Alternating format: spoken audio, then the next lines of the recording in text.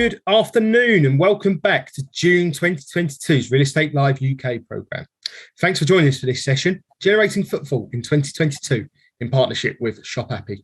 Real Estate Live UK programme takes place 3 times a year and is brought to you by White Label along with our partners and sponsors. For this edition, we're moving away from the fully virtual programme as we head to Liverpool tomorrow for an exclusive in-person investor roadshow. But don't panic, the main plenary sessions will be available to watch online as always, for free. Just before we get underway, we'd like to thank all the organisations contributing to the panels, and we've got some great sessions taking place this week. Placed across the UK will be showcasing themselves to investors and developers, and industry-leading experts will be exploring ideas on how the property and regeneration sectors can continue to thrive as we discuss the programme's key topics, which include free ports, the rise of the industrial and logistics sectors, and the role of culture in creating and sustaining communities. You can find out more about Real Estate Live UK by visiting our website, www.realestatelive.co.uk. Right now, we're heading into a session hosted in partnership with ShopAppy, where we'll be looking at generating footfall in 2022. Just before we start, I'd like to remind you, the audience, to please feel free to ask questions using Zoom's Q&A function. And now, I'm pleased to hand over to our chair for this session, Graham Soult from the High Streets Task Force. Over to you, Graham.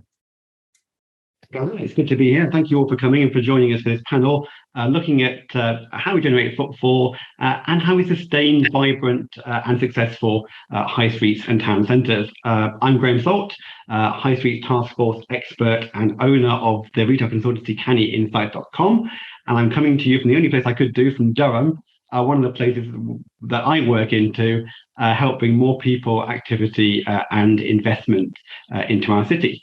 I'm joined by a brilliant panel of experts today who are all in their own ways doing really interesting work to champion their places and support business. So we've got Jackie Mulligan, who is founder and CEO of ShopAppy. We've got Haylea Asadi, who is Interim Director Economy at Westminster City Council. John Hoyle, founder and CEO at Sook. Councillor Guy Nicholson, who is Deputy Mayor for Housing Supply, Planning, Culture and Inclusive Economy at Hackney Council, and Chris Savage, who is Project Manager, Urban Centres, Barnsley Council. And so I know Callum's already mentioned about the Q&A, and please do also use the hashtag. It's Real Estate Live, all one word, so please do tweet, LinkedIn, and engage in whatever ways you like. So I'm going to pick on Jackie to start. I'm sure many of you have come across Jackie before as the founder of ShopAppy. And so I'm bound to ask, Jackie, drawing from your extensive experience, what role do you think digital platforms like ShopAppy have in driving footfall at the moment? Well, I mean, ShopAppy was always set up not about creating more online shoppers, but creating local shoppers, because digital is always part of the journey. And COVID only accelerated digitalisation. So 2/3 of us now shop online more than we did pre-pandemic. But even before COVID, high streets were suffering in some ways because more of our spend went online and our high streets simply weren't visible. But there's been loads of studies that have shown that if somebody finds a product they want, about 1 in 4 will actually then go into a physical store. So that can make a significant difference.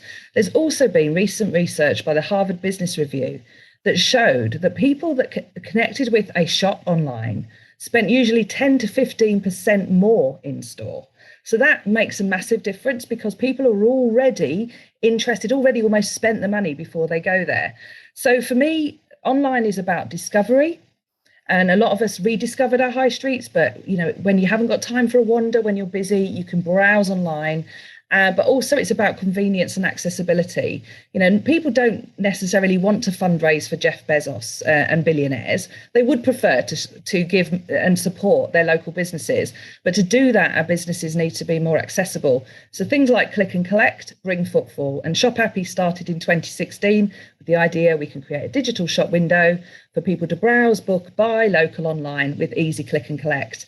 And that's something that it's never clicks or bricks. We need to move away from that tired old conversation and understand that digital is now just a normal part of the journey. It's a really important point, Jackie, about how you can use online to drive footfall. It's not all about online sales, in my work too, I find that a lot of businesses will talk to me and say, Graham, someone came in today who'd seen me on Facebook, who'd seen me on Instagram. All those channels are really important in raising awareness and building a following, aren't they? So that's great. I'm going to work through all the panelists in turn so you can kind of meet them all first. And I've got a question for Haylea. And so on the panel today, it's great that we do have people who have got experience of working in places of all kinds of shapes and sizes. And of course, there's almost no high street bigger and more high profile than the West End of London. So I wonder, Haylea, if you can tell us a bit more about your work there and your ambitions to bring more people back into Westminster. Yeah, sure. Thanks very much, Graham. So just to caveat that, it's not all my work. There's a massive team and partnership effort behind this, as you can imagine. But yeah, we've got something called the West End Curation Programme, which has kind of 3 strands to it. So there's an animation strategy. So we had a massive campaign called Westminster Reveals.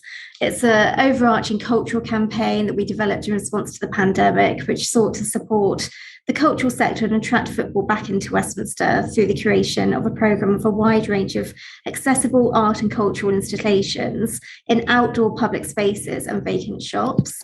It was a really accessible way of getting people, many of whom had never set foot in a theatre or art gallery, into the city again. And interestingly, for example, 41% of people who watched West End live for free in Trafalgar Square went on to purchase tickets when the theatres reopened, providing a huge boost for theatres.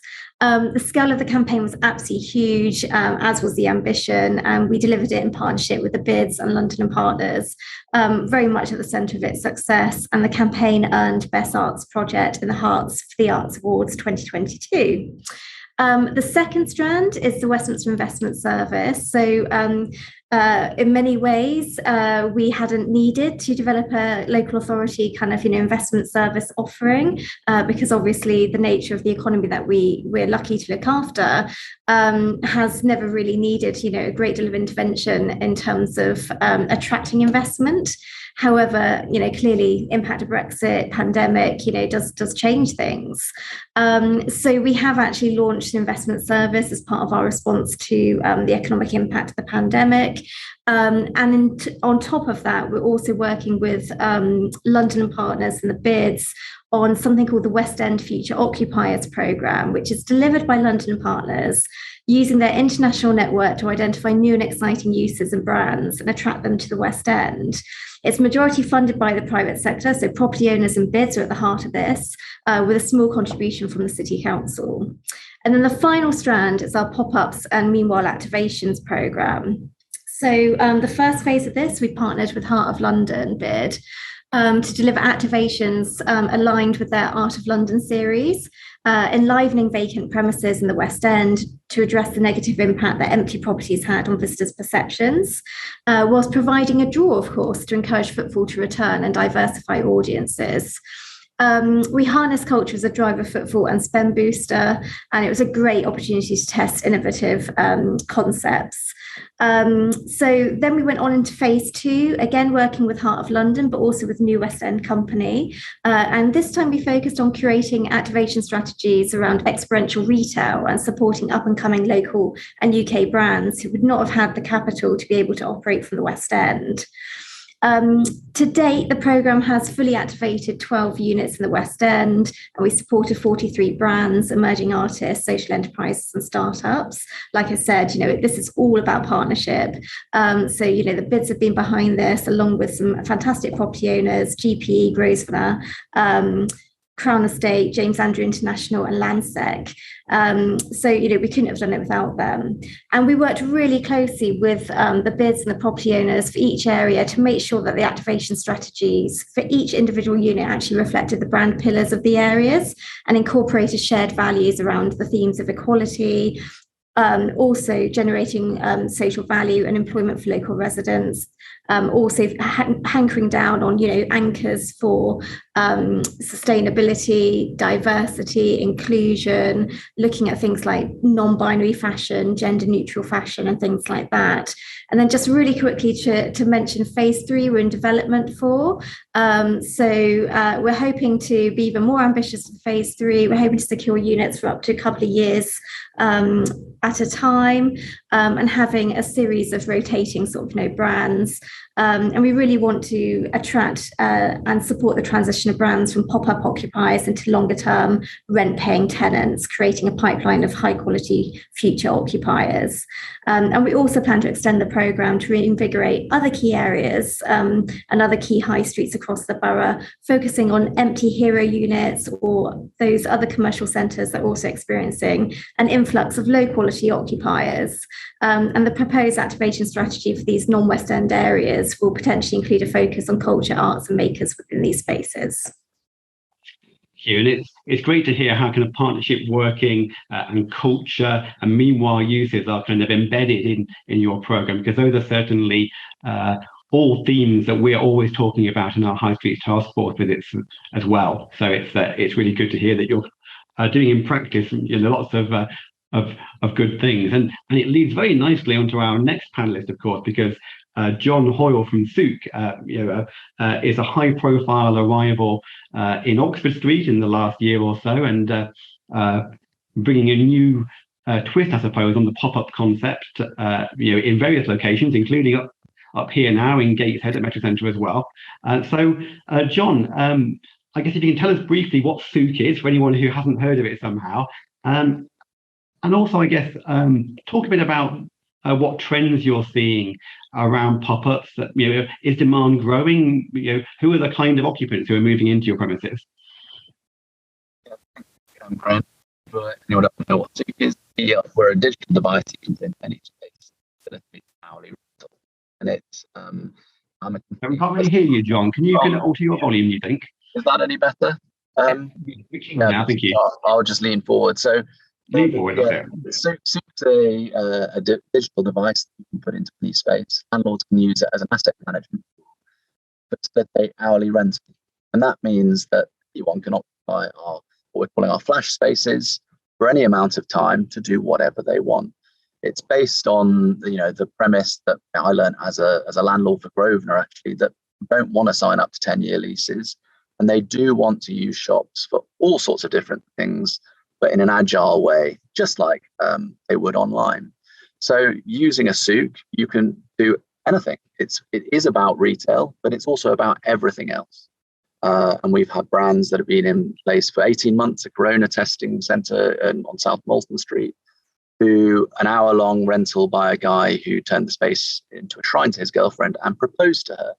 So a completely versatile space. We're finding that demand is just growing and growing. The financial climate means that big and small brands alike are looking for marginal gains to save money. And the traditional model of occupancy that I supported as a traditional landlord is really under enormous pressure.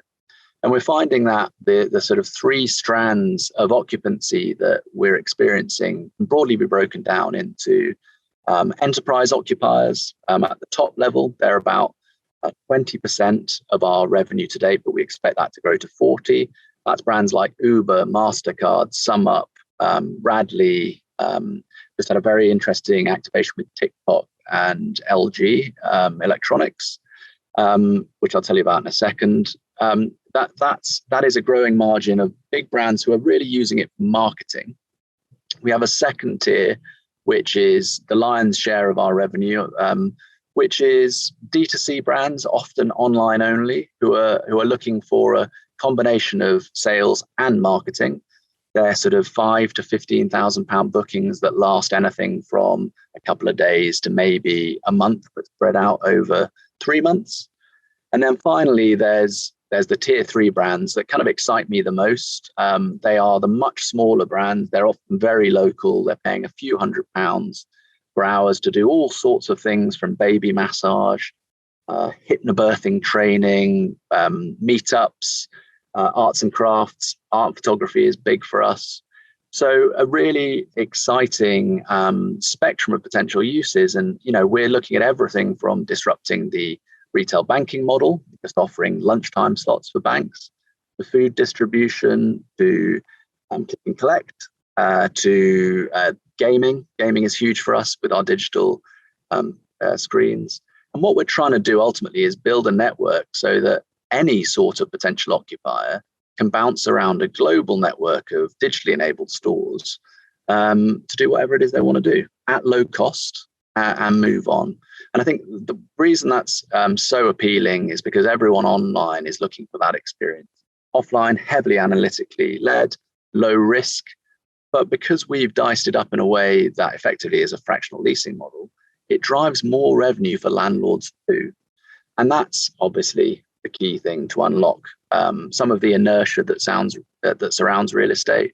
Landlords don't like taking risk, so you've got to offer them more money. And we do that in spades, which is why we're growing beyond London. We've in Edinburgh, Gateshead, as you mentioned, Graham, Cambridge, Oxford, and our first sites in North America and the UAE are coming early next year.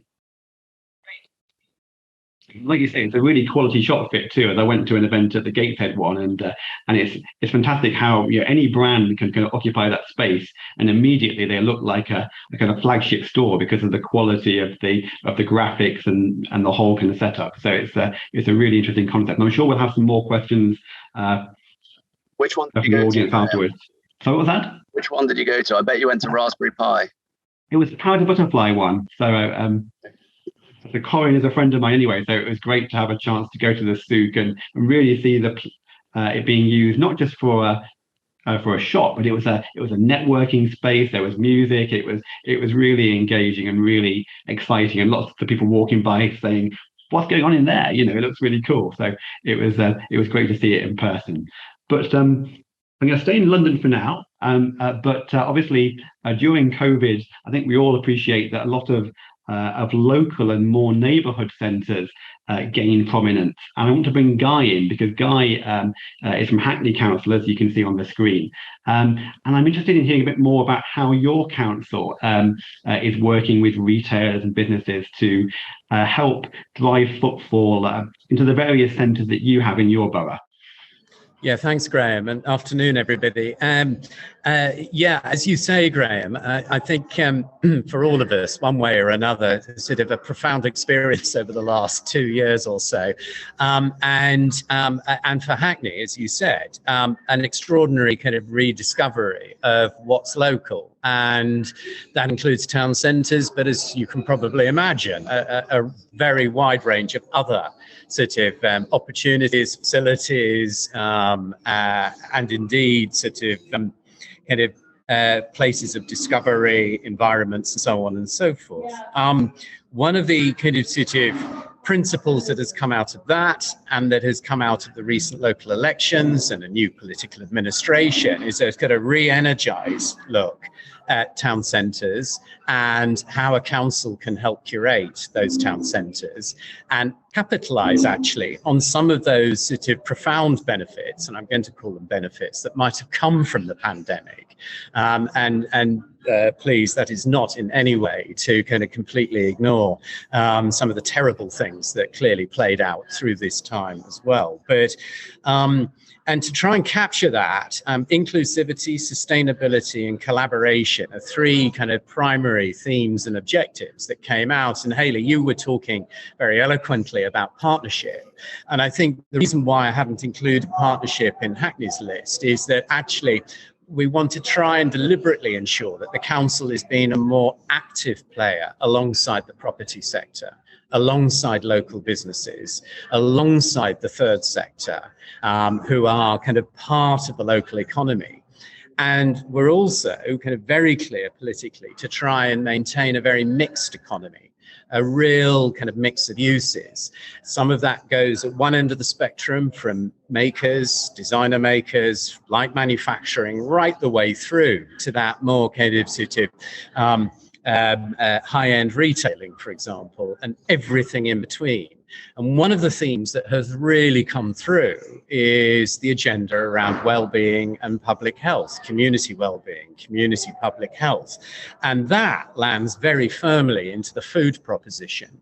And that in turn is leading to a really interesting dynamic. And I think, Graham, I have to thank the High Streets Task Force team for that kind of relationship with Hackney around this, because what it helped do was crystallize both the political administration and the council itself on the importance of access to affordable food or accessible food. So that means not everybody has to sell cheap food or affordable food, but actually food at all of the various different price points. Now, as part of a mixed economy within a town centre, this is playing out in a really quite beneficial way for Hackney. That's not to turn it into a kind of catering and hospitality set of town centres in the borough. That's not what the case is at all, because in and amongst all of that, culture, social activities, leisure activities, and a wider range of retail offer also come into play.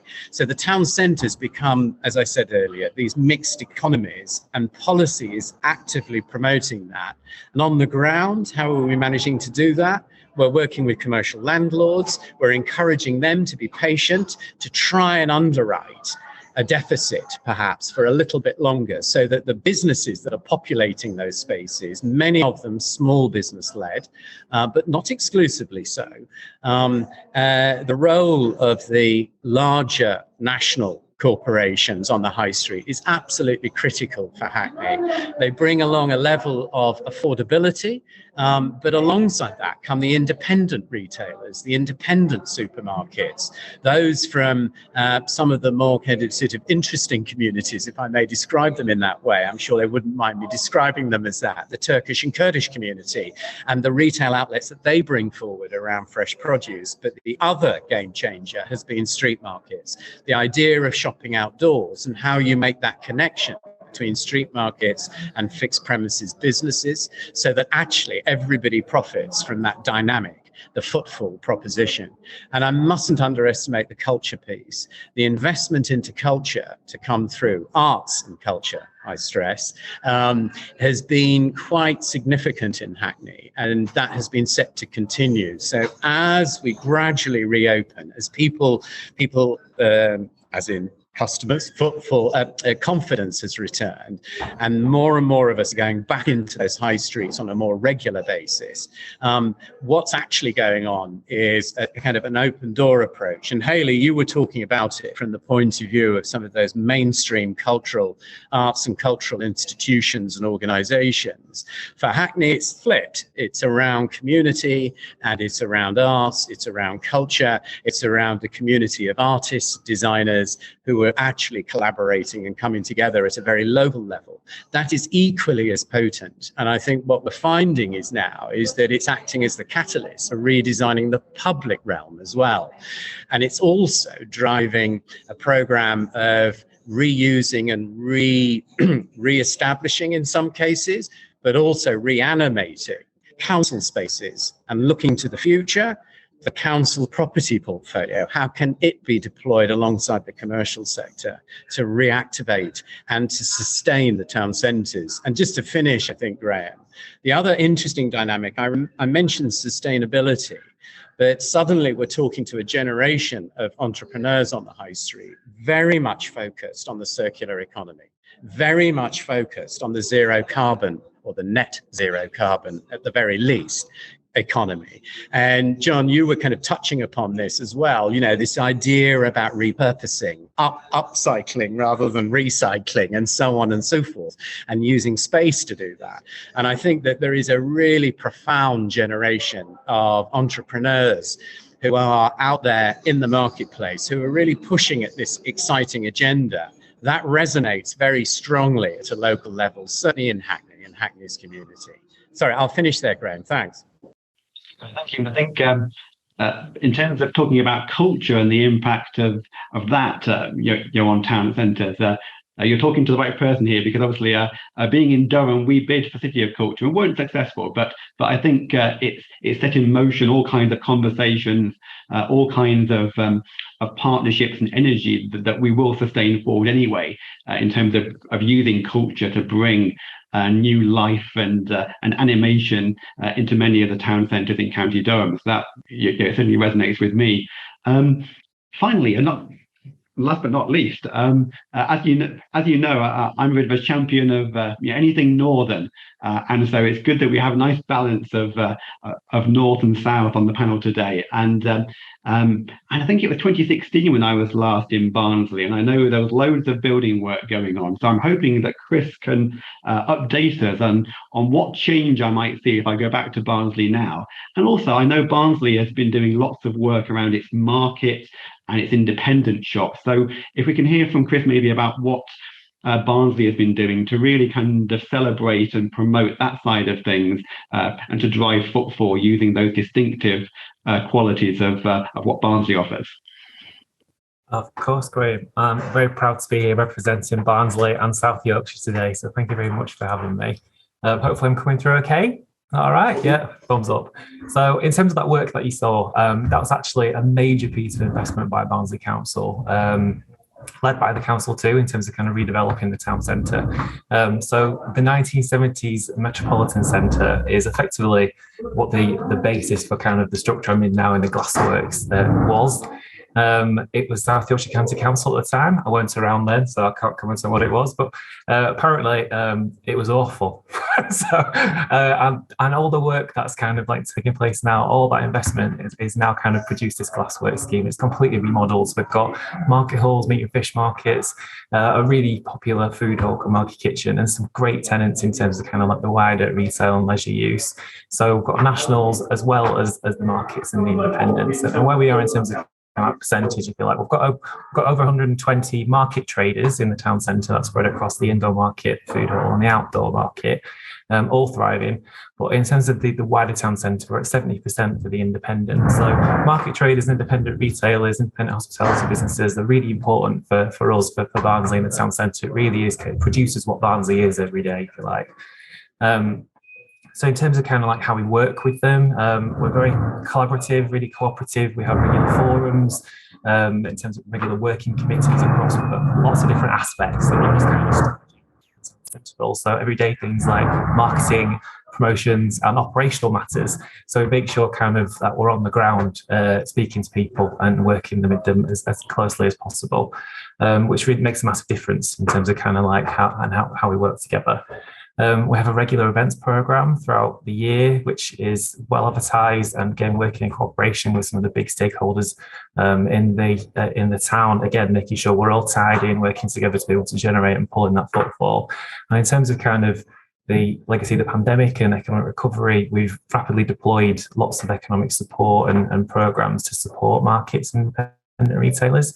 So not only kind of digital skills training across several different types, but also kind of rolling out an online sales platform. So ShopAppy, which is actually here today. YOLO, which is like a hospitality ordering platform, so people could still order from restaurants and be seated whilst they're eating. The Barnsley gift card, so a gift card for Barnsley, locking in that local spend with independents. A customer loyalty program. So again, lots of tangible kind of things to help people kind of, survive the pandemic and draw that footfall in. And we've also launched a big click and collect service called Click and Collect Barnsley for independent retailers and market traders using refrigerated frozen lockers. And actually, the next phase of that is mobile lockers, so taking independents on the road across the borough. And also kind of supporting through like the provision of grants to buy digital kits, so giving them the building blocks, if you like, to sell online. So lots of different programs and activity to support markets and independents to not only survive the pandemic, but thrive from it as well. Okay. It sounds like I'm due a revisit for sure to see all the... Yeah, you're very welcome. All these positive changes. And I'm assuming that you find that all these things that you've been doing over the last few years are having a positive impact in terms of place perceptions and in driving visits as well.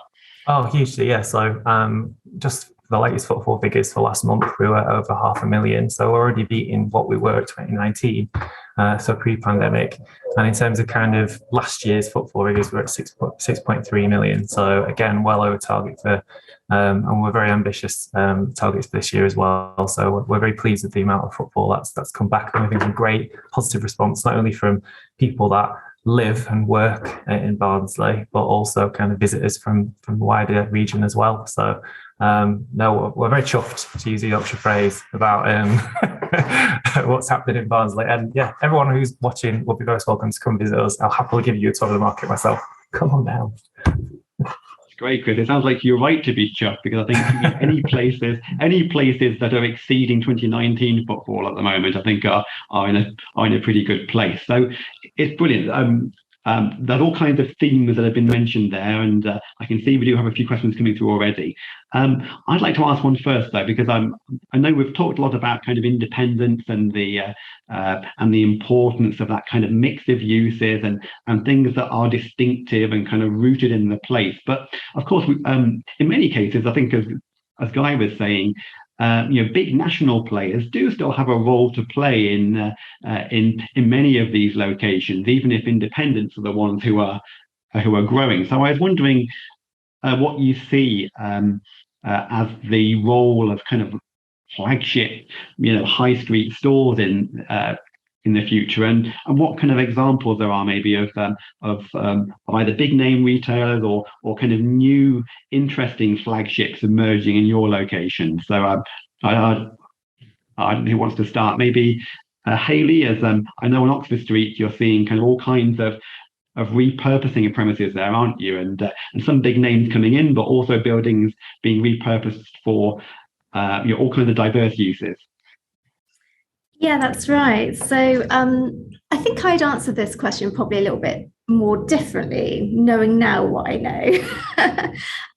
So from my perspective, I think it's actually, really redefining what we mean by flagship retail, and no disrespect at all to everything that's gone in the past, but I think actually what consumers are looking for is vastly different now. So for me, key to the meaningful reactivation of prominent high streets, we're providing visitors with those curated experiences and services that just cannot be obtained online or anywhere else. So we need to be looking at unlocking new uses of commercial space to encourage visitors to have new retail experiences. And I think this is about actually, merging some of those big names, anchor kind of names, with opportunities for the next generation of to be defined future flagship retail to come through, that talent to be grown, where innovative modes of production, business models and ideas for a better future are tested. I still think there's a real role for flagship retail around, first seen. I think that's really important, that kind of innovation and novelness. I think also, destinations, our retail destinations need to actually perform as kind of what I would call a living laboratory that enables open-ended interactions and new ways of making and doing to activate spaces in ways that haven't been seen before. And if we look at things like contemporary fashion ateliers, for example, I think there's a real place for those in the future on our high streets, where the process of production provides a highly personalized experience, turning the area, into a destination where unique and limited edition goods are produced and consumed on site. And this kind of concept challenges current practices, around fast fashion things. We're promoting more sustainable production and consumption models and going with the grain of, what consumers are telling us that they want. I think also the ways in which visitors consume things like fashion, and retail goods has changed its focus. It's no longer about the product, actually what they're looking for, what drives shoppers back to prominent high streets, is all about experience. Prioritizing engagement over sales is absolutely key. And we're seeing trends where, people are, firms are occupying big flagship kind of sites, but they're not there necessarily to sell goods. It's more about creating an engagement experience and conversation with the customer. So they're more like, showrooms than necessarily kind of, retail stores anymore. And I think, we need to fundamentally rethink retail as a more complex activity. I think also, moving away from that transactional retail and business models that rely on convenience and focus on incorporating activities and services that add value to the shopping experience. We need to give visitors a reason to come.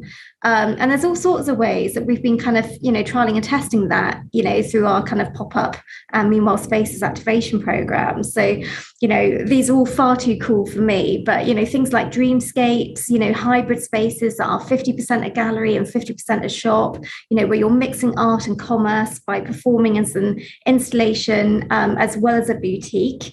And actually, as well as kind of exhibiting the work, visitors can actually buy, parts of this ever-changing installation. Also things like mixed reality spaces where, we're using mixed media and digital art to create immersive installations, turning empty units into alternative realms that perform as responsive environments, using technology to construct experiences that generate emotional responses from visitors. Visitors want to feel, they want to experience. And I think that's what we're looking for in terms of future flagship. Interesting. I suppose I'm sure, Jackie, in terms of the retailers you're working with too, you're seeing independents too who are doing like a really kind of interesting and innovative thing that are tapping into all those ideas of offering something that you can't do online.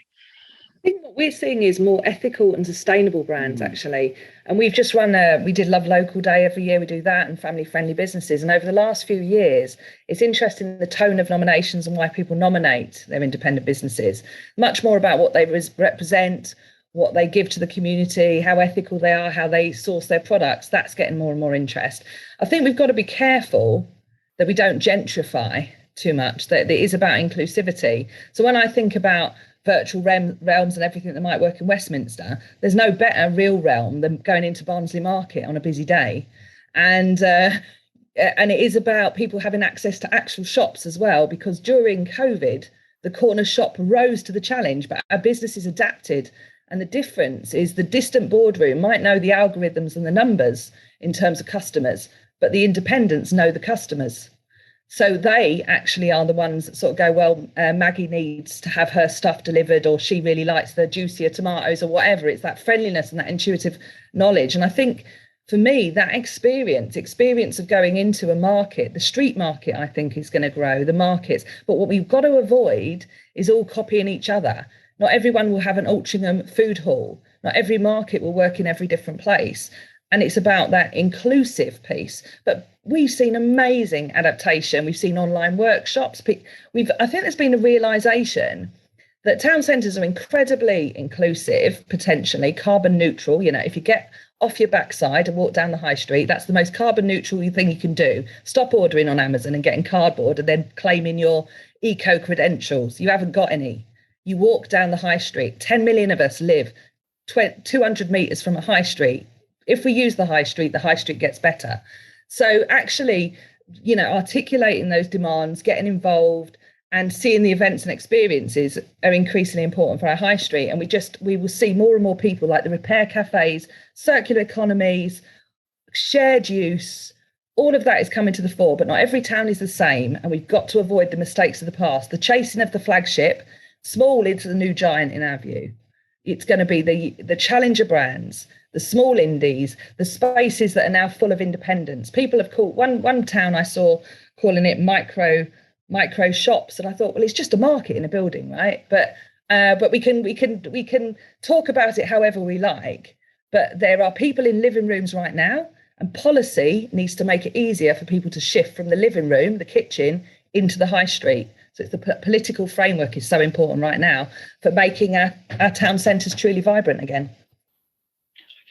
Checking about not wanting every place to be the same. And certainly the High Street Task Force is always kind of holding up Altrincham as an example of a place that has transformed its fortunes, but it certainly isn't the case that everywhere should be like Altrincham. All these kind of fancy food halls, aren't going to work everywhere, but it's about finding something that is rooted in the community and that is serving that place in the best way possible. And that leads nicely on to a question that we do have actually. So I'm going to go to the question. So we've got a question from Karen Rawlings. asking what is the one thing that has worked really well to promote your high street. And so if I can ping that over to Chris first and then Guy, if I may, just to kind of flag some examples of things that have worked really well in your places that maybe kind of tap into the essence of what your towns are about. Yeah. When you say from a high street, do you mean kind of like actually just promoting the high street as a collective of businesses, or do you mean something that we've done to just bring people in to actually enjoy being in the high street? Or? Right, in terms of anything you've done that is really successful in bringing people into Barnsley town centre that is somehow kind of distinctive to you and really special to Barnsley. Well, I could tell you about, I recently had a food festival, and that doesn't sound like it's kind of like a big thing, but we've not had one for a while, and it was amazing. I'm telling you now, like it brought in so many people, and we really tried hard, we worked really hard to bring as many independents from our own town into it as possible. So we had market traders who were in the indoor market trading on it. We had town centre businesses, hospitality, like doing cookery demonstrations on there, talking about kind of like everything that they make, but also plugging their restaurants. We brought independents from the wider borough, from our principal towns, our local centres into town, as well as bringing some people from across South Yorkshire, across wider Yorkshire too, to come and bring something different into Barnsley. And we made sure kind of it's connected to our Barnsley cookbook. Yes, Barnsley has a cookbook. Everyone, please buy one. You can get one on ShopAppy. And again, kind of bringing in, kind of championing that kind of local supply chains. What's local about Barnsley? We made sure the Barnsley chocolate was in there. We've got Potter's pork pies, all those big local brands that everyone knows. The presence on there. And in terms of kind of like it's the footfall, kind of like it was massive. We brought so many people in, kind of like the restaurants were full. There was just such a great atmosphere and vibrancy in the street, and so much positivity in town. And people literally the next day were asking us when we're going to do the next one. So it might not be kind of like something that's out there and unique, and I think most towns have a food festival, but it was just a good opportunity to kind of connect all our independents together, champion what everyone in Barnsley was really proud of, bringing people and getting spending in local town. Sorry, I forget something else we did. We did some town centre trails, so kind of like we made some kind of trail maps all about food and drink. So kind of one on coffee, one on cocktails, one on beer, and then there was an arts and crafts one.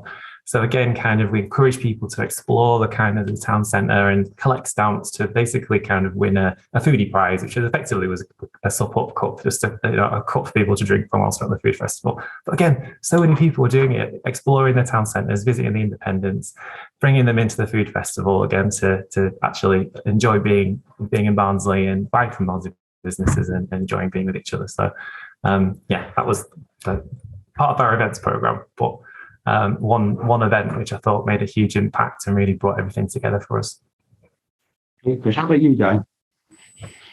Yeah, I think it goes back really, Graham, to the mixed economy piece, and just really being both in terms of things like local authority powers such as planning, for example, being really sensitive to that and trying to shape public policy in a way which actually enables that to happen, not dictate that that's what's got to happen. Let the entrepreneur decide, let John and Jackie decide kind of what they actually want to do and where they're going to put their 50p. And then hopefully go and make lots more 50p from it, and that's not the role of a council. It doesn't have that skill set, and neither should it. I think that it should be aware of it, and it should be able to kind of translate that sort of entrepreneurial activity into public policy. So you get a kind of a very virtuous circle, a great relationship. I think that the experience element is very important, but increasingly what's coming to the surface is a demand from the customer about provenance.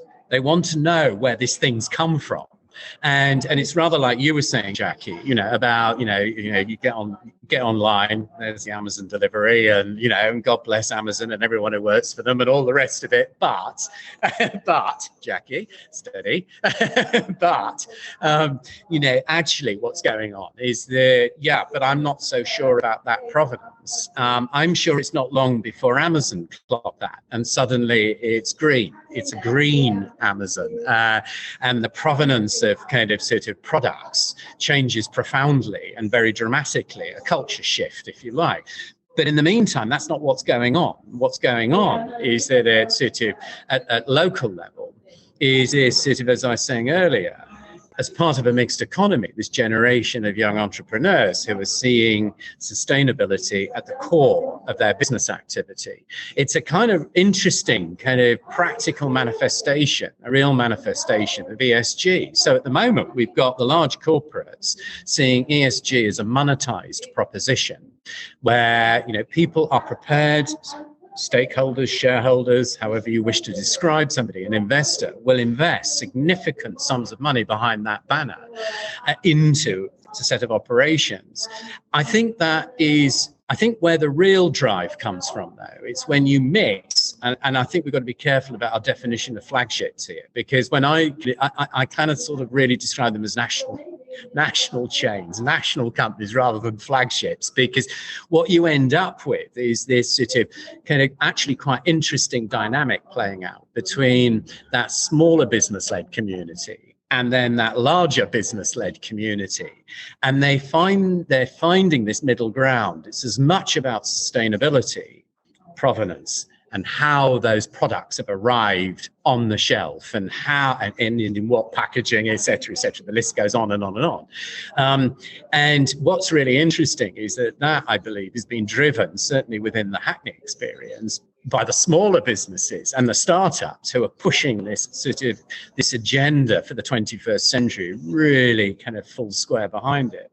I think that, to me, is sort of kind of something really is worth capturing, actually. I don't think politicians have worked out when they say a circular economy or a green economy, or green skills, quite what it means. I had a great time writing the manifesto, where I have many colleagues in our local government manifesto, in May. Many colleagues talking to me about, it's going to be the green economy. And then when I turn around and say, well, what is the green economy? If I go and talk to John and say, oh, John, the green economy, it's sort of, does that resonate? It probably does a bit, John, for you. You're kind of sort of partially there, but actually for 99% of us, we haven't got a clue. And so we've got to be careful when we start sort of trumpeting these sort of challenges for everybody, and I think the role of councils is to try and give some definition to that, to try and bring together all of those who can contribute to that definition and then set about enabling it. And I think that kind of then leads us, into a kind of a really new form of municipal leadership, which is actually more akin to perhaps the municipal leadership of many generations previous, which was actually more rooted in business and commerce and about bringing social value into a community, but through the engines of commerce. And that, to me, is sort of a really, it's a timely moment, I think, for that kind of redefinition of business, of council, of local government, to come back round again fully into this sort of municipal relationship, which actually is as much about making profit as it is about bringing social value forward. So the point of inclusivity, for example, and affordability comes out of profit. And, and I think that's a really important thing for those of us in politics and local government, especially, just to kind of recognize that, and it's a bad thing. Profit can be deployed in many, many good ways, as well as the odd bad way. Thanks, Graham. And I think Chris's point there about kind of markets and the impact that all those kind of festivals and things can have is really resonant too. I'm off to Burnley with a High Street Task Force on Friday to go and see the weekend artisan market. And certainly the High Street Task Force, it's about helping places, but also about learning from places that are doing really great things. And Burnley is has been doing great things with its monthly artisan market, bringing people into the town who have never been there before, and helping to kind of redefine what Burnley is for. John, are there any points there from Guy and Chris that you'd like to kind of pick up on? Are you finding that these themes around provenance and sustainability are increasingly important in your traders as well? The sustainability point. Quiet, John. Sorry, I have to lean forward again. The sustainability point is a really important one. You know, we've accepted over decades a financially and environmentally unsustainable approach to physical retail. When you think about people occupying shops for a decade, filling them full of staff, operating them for 7 days a week, and then praying that they'll make enough money on a Saturday to underwrite all of that's absurd from an economic perspective. And then from a sustainability perspective, you've got, so much stock and inventory sitting in what are, to all intents and purposes, empty shops for large periods of the week. There are some huge inefficiencies that exist really from the legacy of shops being the only distribution channel for stuff. So I think the good thing about e-commerce is that it can free up that level of agility. And I think, the other bit that really resonated with me from everyone was the event element, because, if we treat retail more like a series of events and less like a static sort of perpetual thing, it's more exciting.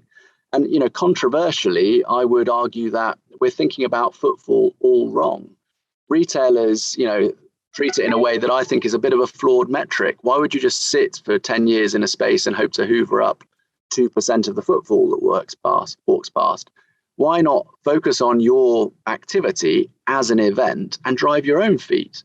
Because that's beneficial to everyone, and it makes use of those traditionally low value retail hours, Monday through to Thursday, when no one's shopping, to do all sorts of different things. And this, we go back to the flagship piece. This isn't lost on, the biggest retailers.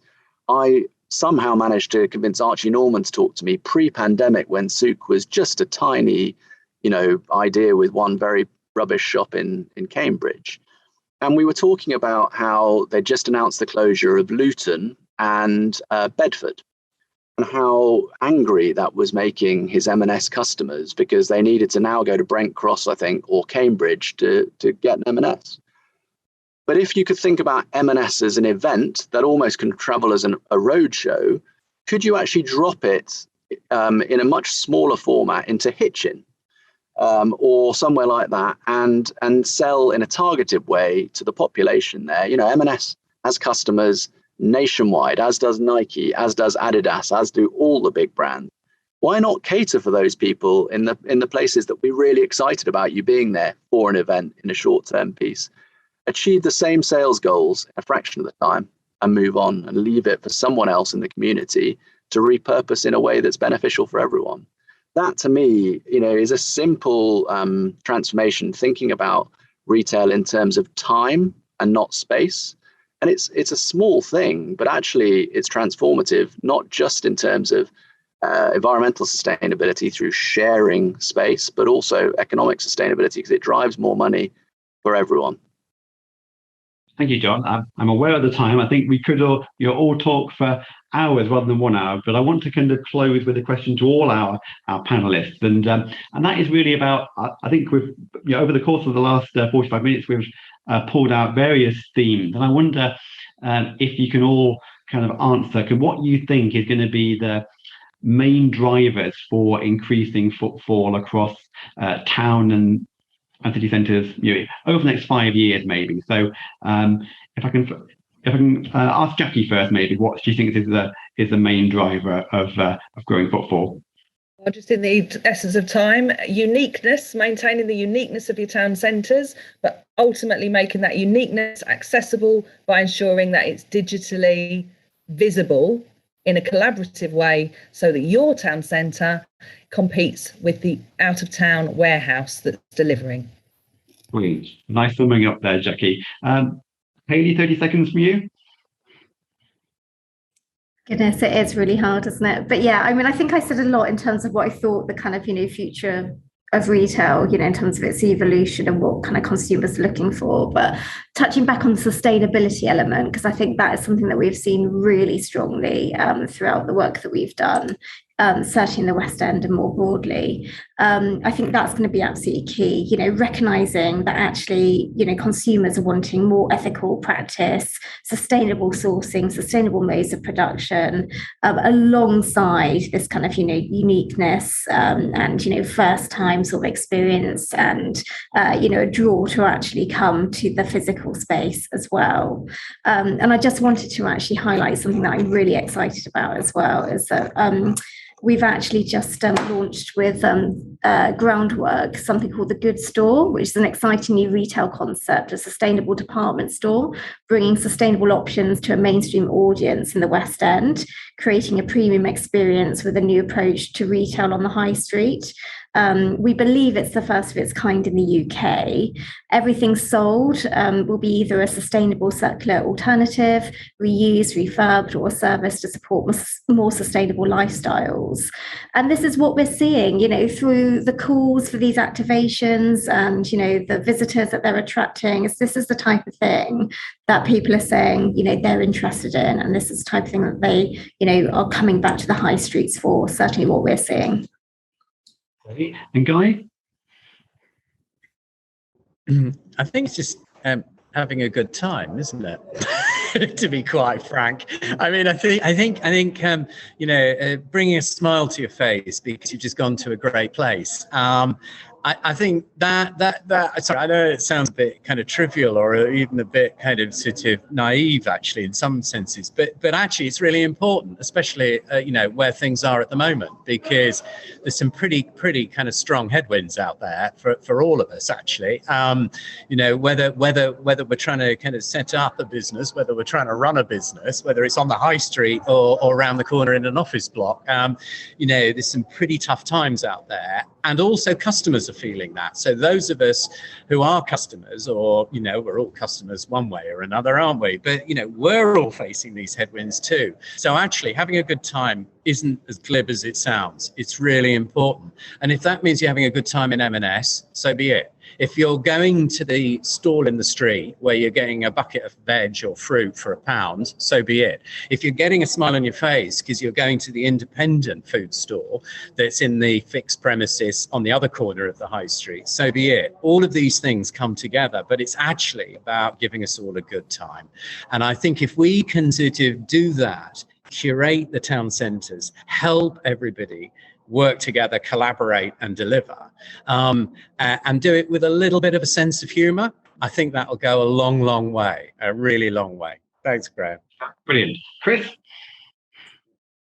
I think my point probably echoes a little bit with what Jackie and what Guy's saying in terms of kind of accessibility is super important, but for us, inclusivity is massive. And we really want our town centre for everyone to feel part of it and for everyone to feel welcome and everyone to kind of, whatever they're doing, do you know what I mean? So dwelling, shopping, socialing, sitting around and enjoying themselves, they're more than happy to do that in our town centre. You don't have to spend anything to enjoy, being in Barnsley town centre.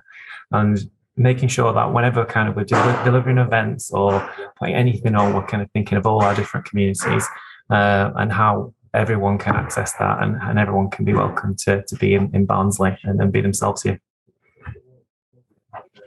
More word from you, John, about what you see as the future for driving footfall. I agree with everything everyone said, and I would try and add to that, embracing all of the occupiers of the future. Because and that's not just about selling stuff, it's about doing things. So it's the fun stuff that Guy mentions. It's embracing people who can't afford to be in shops, as to Jackie's accessibility point. It's doing it in a shared environment, to the sustainability point of Haylea, and inclusivity has to be a watchword in everything everyone does these days. So really thinking about a business model for the future as opposed to being constrained by bankable, high covenant strength occupiers of the past. John. So I think we're all on the same page, really, aren't we? I think we all have this kind of vision and are working towards making town centres that are more distinctive, more interesting, more local, more ethical, more sustainable, and more fun. As it's very unlikely that any of us go onto a big online website and make a purchase and feel like we've had a moment of joy, whereas you can do that if you head into Barnsley or Hackney or wherever else it might be. So our time is more or less, so if I can just thank Jackie, John, Hayley, Guy and Chris. It's been brilliant. Thank you all for joining us. It's been a really good discussion. Please do out there, engage online, follow us on LinkedIn. I'm sure all of us are there. I'm going to hand over to Callum to just say a few final words. Fantastic, Graham. Thank you very much. And just echo your thanks as well to the panel for a really, really good discussion this afternoon. I have a feeling it could have gone on a lot longer than the hour we were allocated. There was some really, really good discussion. Special thanks as well to Shoppapy for their partnering of this session. And as I said, there's been some great ideas and some best practice shared this afternoon. And if you wish to follow up on the discussions post-event, Jackie Mulligan would be happy to hear from you. Simply scan the QR code on screen now to find out more about Shoppapy, and also send Jackie an email by following the address provided on screen now. That does wrap up today's session, the last session of the first day of June 2022's Real Estate Live. But just before we leave, I wanted to make you aware of the sessions we have taking place tomorrow. We are heading to Liverpool for an exclusive in-person investor roadshow. However, everyone will be able to watch online, as always, for free. We kick off at a slightly later time of 9:45 a.m, where we look at how the Liverpool City region is the home of science and innovation. At 10:45, we then look at Liverpool City region's inclusive communities before looking at how the region is attracting creative and digital tech talent at 11:45. All three of those sessions are hosted in partnership with the Liverpool Place Partnership. You can find out more about these sessions, along with the remaining sessions taking place this week, by visiting the programme page of our website, www.realestatelive.co.uk. And if you can't make a session live, do not fear. All sessions are being recorded and will be available on our YouTube channel at the end of the week. Just search for Real Estate Live UK on YouTube. And to stay up to date, follow us on LinkedIn. That name for the account is Real Estate Live UK, just like our YouTube channel. Thank you all once again for joining us today, and we look forward to seeing you again soon. Thank you and goodbye.